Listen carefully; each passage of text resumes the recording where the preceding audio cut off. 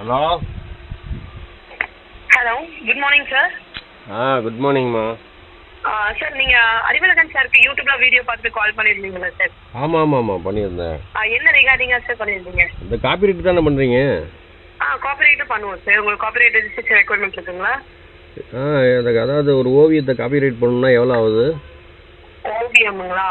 So அது வந்து artistic காப்பிரைட்டில் follow ஆகும். நியர்லி வந்து பார்த்தீங்கன்னா நம்ம TM60 ரெண்டு ஃபைலிங் இருக்கும் சார் அதில். ஸோ உங்களுக்கு 20,000 கிட்ட வரும் சார் ஆர்டிஸ்டிக் காப்பிரைட்டுக்கு. ஓ அப்படிங்களா? ஏறிடுச்சா விலை? ஆமாம் சார், கவர்மெண்ட் எல்லாமே உங்களுக்கு மாறிடுச்சு. பேட்டன் ரைட்டுக்கு அப்போ எவ்வளோ வரும்? பேட்டன்றது நம்மளோட இன்வென்ஷன் அதெல்லாம் சார் பண்ண முடியும். அதுக்கு நம்ம ஒரு ஸ்டெப்பாக தான் சார் சொல்ல முடியும் சார்ஜஸ். ஃபர்ஸ்ட் சர்ச்சுக்கு ப்ரொசீட் பண்ணணும், அப்புறம் ஃபைலிங் சார்ஜஸ் வரும். அதான் அது எவ்வளோ வருது விசாரிக்கிறேன். வாட்ஸ்அப்ல ஜஸ்ட் டீடைல்ஸ் அனுப்பவா உங்களுக்கு? இல்லை, ஒரு அமௌண்ட் மட்டும் சொல்லுங்க எவ்வளோ ஆகுதுன்ட்டு. அதுதான் சார்.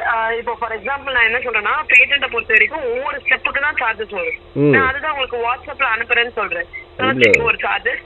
இது எதுக்காக கேட்குறேன்னா, நான் விவரம் கேட்குறது செய்யலாமா வேணாமா அப்படின்ட்டு. இப்போ காப்பிரைட் பண்ணோம்னா எவ்வளோ நாளில் வருங்க எனக்கு கைக்கு? காப்பிரைட் வந்து நம்ம ஃபைலிங் பண்ணி உங்களுக்கு நம்பர் எடுத்து கொடுத்துருவோம் சார். ஓகேங்களா? டெய்லி நம்பர் எடுத்துட்டு வந்துடும். அதுக்கப்புறம் ஃபுல்லா கம்ப்ளீட் ஆகிறதுக்கு நமக்கு நியர்லி ஒரு 1 year to 2 years கிட்ட ஆகும் சார். ஒரு 2 கம்ப்ளீட்டா ரெஜிஸ்டர் ஆகும். இப்போ உங்கள்கிட்ட நான் பணம் கொடுத்துட்றேன், ஃபுல் அமௌண்ட் கொடுத்துட்றேன்னு வச்சுக்கோங்க. ஓகே. மறுபடியும் அந்த காப்பிரைட்டை வாங்குறதுக்கு நான் நேரில் வரணுமா இல்லை வீட்டுக்கே வந்துடுமா? இல்ல, உங்களுக்கு சர்டிபிகேட் வந்து வீட்டுக்கே வந்துடும் சார். நீங்க எதுக்குமே நேர்ல வரணும்னு அவசியம் இல்லை. இந்த நடுவுல வந்து கவர்மெண்ட் வந்து ஏதாவது query ரைஸ் பண்றாங்களா அப்படின்றதெல்லாம் பார்க்கணும் சார் நம்ம. உங்க பேருங்கம்மா? நந்தினி சார். நந்தினிங்களா? கால் பண்ணிருக்கோம். ஓ அப்படிங்களா? அவரு ஃபோன் பண்ணாரு, அப்புறம் எடுத்தேன், அப்புறம் ஹலோன்னு அப்புறம் கட் ஆயிடுச்சு. மீட்டிங்ல இருக்கறனால எனக்கு நம்பர் ஷேர் பண்ணி கால் பண்ண சொல்லிருக்காரு. அதனால நான் உங்களுக்கு கால் பண்ணேன். சரிங்க. வாட்ஸ்அப்ல வந்து பேட்டன்ட்கான ப்ரொபோசல் அனுப்பி எல்லாத்தையும் அனுப்புங்க, டீடைல்லாம் அனுப்புங்க. உங்க இமெயில் ஐடி மட்டும் எனக்கு வாட்ஸ்அப் பண்றீங்களா? நான் ஆர்டிஸ்டிக் காப்பிரைட்டுக்கு உங்களுக்கு டீடைல்ஸ் அனுப்புறேன். அனுப்புங்கம்மா. நான் இன்னொரு தகவல் சொல்றேன் கேளுங்க. நான் சொல்ற தகவல் கேளுங்க. ஒரு 12 வருஷத்துக்கு முன்னாடி காப்பிரைட்டுக்கு வந்து 5,500 சொன்னாங்க. சரிங்க சார். இப்போ வந்து 20,000 ஆயிருக்கு இல்லைங்களா? சார் லிட்டரரி அதுவே இருக்கு. 7,500 ரூபாயும் இருக்கு சார். அது ஒவ்வொரு காப்பிரைட்டுக்கும் ஒரு சார்ஜஸ். லிட்டரரி காப்பிரைட்டுக்கு ஒரு சார்ஜஸ் வரும், சாஃப்ட்வேர் காப்பிரைட்டுக்கு ஒன்று வரும், ஆர்டிஸ்டிக் காப்பிரைட்டுக்கு ஒரு சார்ஜஸ் வரும் சார். நான் ஒரு ஓவியம்னா ஒரு கற்பனையா வரைஞ்சிருக்கேன், அதுக்கு ஒரு காப்பிரைட், அவ்வளவுதான். அது ஒரு ப்ரூஃப்காண்டி, இது என்னோட ஓவியம் அப்படிங்கிறதுக்காண்டி தான். அது அதுக்கு தான் நம்ம ஆர்டிஸ்டிக் தான் சார் போற மாதிரி இருக்கும். அதுன்னா எவ்வளோ வருது? 20,000 கிட்ட வரும் சார். 20 வரும். ஆமா ஆமா. நான் வந்து இப்போ நான் காப்பிரைட் எடுத்த காலத்தில் 12 வருஷம் இருக்கு இல்லைங்களா? 12 வருஷம். அப்போ வந்து 5,500 தான் இருந்தது. 5,500 உழைச்ச காசை இந்த அறிவலன்ட்ட கொடுத்தேன். 1.5 வருஷம் கழிச்சு வீட்டுக்கே வரும்னு சொன்னா. அப்படி பார்த்தா 12 வருஷம் ஆயிடுச்சு, இன்னும் வீட்டுக்கு வரவே இல்லையே. 5,500 அப்போ பெரிய காசு. 12 வருஷத்துக்கு முன்னாடி நான் உழைச்ச காசு.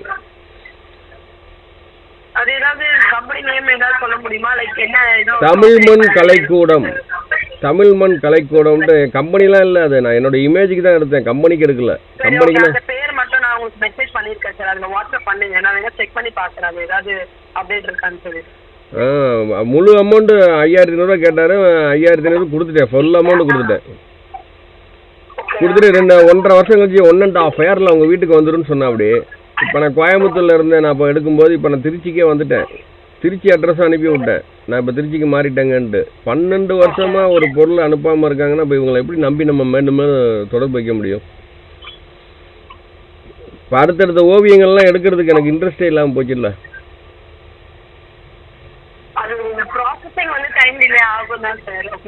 இல்லை 12 வருஷம் ஆகுமா? என்கிட்ட அப்படி சொல்லவே இல்லையே பணம் வாங்கும்போது. என் பேர் முருகானந்தம். தமிழ் மண்ணுன்னு பண்ணியிருந்தேன். தமிழ் மண். தமிழ் மண். அந்த ஓவியத்தில் உங்களுக்கு வாட்ஸ்அப்பில் அனுப்புகிற பாருங்க.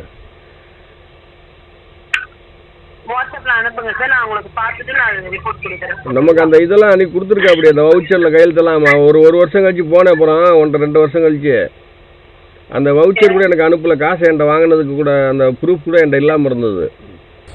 அதுக்கப்புறம் அதுவே எனக்கு 1.5 வருஷம் கழிச்சு தான் கொடுத்தா. அப்படி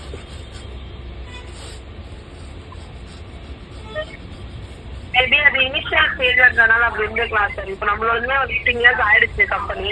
நீங்க அனுப்புறீங்க, நீங்க நான் பார்த்துட்டு உங்களுக்கு நான் அப்டேட் பண்றேன் சார். ஓகேங்களா? என்ன சொன்ன அப்படின்னு கேளுங்க தகவலை.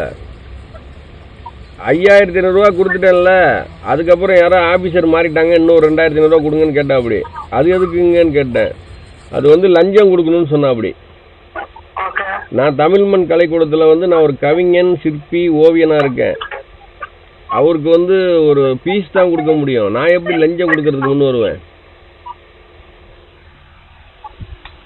யாரோ ஒரு ஆஃபீஸர் மாறிட்டாங்க, அவருக்கு லஞ்சம் கொடுக்கணும்னு 2500 ரூபா எக்ஸ்ட்ரா கேட்டா அப்படி. அது நான் ஒத்துக்க மாட்டேன்ட்டேன். இதுதான் தகவல். அதுக்காண்டி எனக்கு இந்த சரி அந்த வாங்கி தராட்டி போகுது, காசை கொடுத்துட வேண்டியது தானே. அந்த 5000 ரூபா திருப்பி கொடுத்துட வேண்டியது தானே. காப்பரேட்டு கொடுக்கணும், இல்லைன்னா 5000 ரூபா காசை திருப்பி கொடுக்கணும்.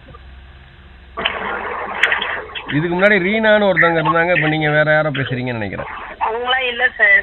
அவங்களாம் போயிட்டாங்க. அவங்களாம் இது மாதிரி என்ன மாதிரி ஆள்லாம் இப்போ கம்ப்ளைண்ட் பண்ணி பேசும்போது அவங்களாம் இருக்க பிடிக்காது. நான்லாம் ரொம்ப அதிகமாக பேசிட்டேன். நீங்கள் புது ஆளுங்கிறதுனால உங்கள்கிட்ட அழகாக பண்பாக பேசிக்கிட்டு இருக்கேன். ஏன்னா காசு கொடுத்துருக்கேன் இல்லையா.